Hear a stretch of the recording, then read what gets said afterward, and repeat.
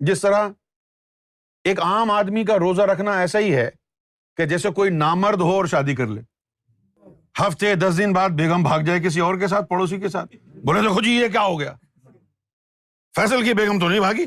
ارے بھائی فیصل امپوٹنٹ نہیں تھا، یہ کیا بات ہوئی، ہم بھی تو انسان ہیں۔ بھائی انسان ہیں لیکن آپ میں ایک خامی ہے، آپ نامرد ہیں اس لیے آپ کی بیگم بھاگ گئی۔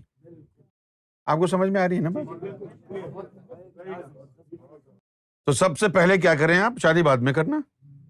اب اگر کوئی یہ کہے اچھا اگر تو نامرد ہے تو شادی نہ کریں، کر لو، بھاگ جائے گی، نقصان ہوگا نا۔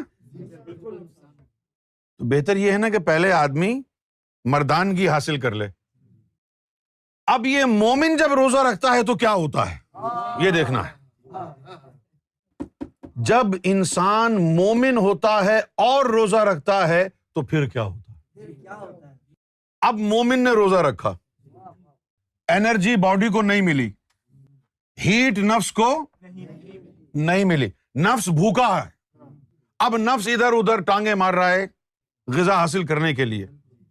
قلب جو ہے وہ مستقل نور بنا رہا ہے، قلب کے نور نے بھوک کی وجہ سے اور زیادہ اس کے ذکر میں شدت آ گئی، اور قلب کے نور نے سارے وجود کو نور سے بھر دیا، سارے وجود کو نور سے بھر دیا۔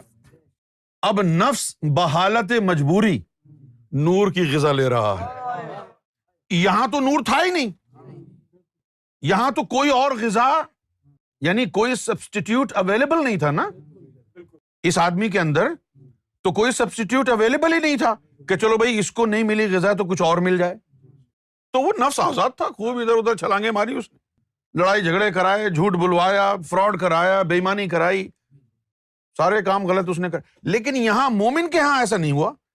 جب اس نے روزہ رکھا، غذا نہیں ملی نفس کو اور اس کو، تو قلب اور زیادہ ذکر کرنے لگا۔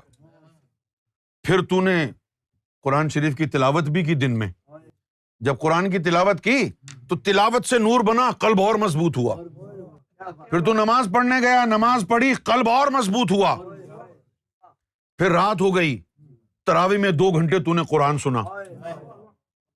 100، 150، 200 آدمی تراویح میں کھڑے ہیں، 200 آدمیوں کا نور ایک ایک انسان کے قلب میں اترا۔ جب تو مومن تھا تو نور کی بارات آ گئی، نور کی کثرت ہو گئی، اور قلب سے نور کی برسات لطیفہ نفس کے اوپر پورے 1 مہینے کے لیے جاری رہی، اور تو صاحب تقویٰ ہو گیا۔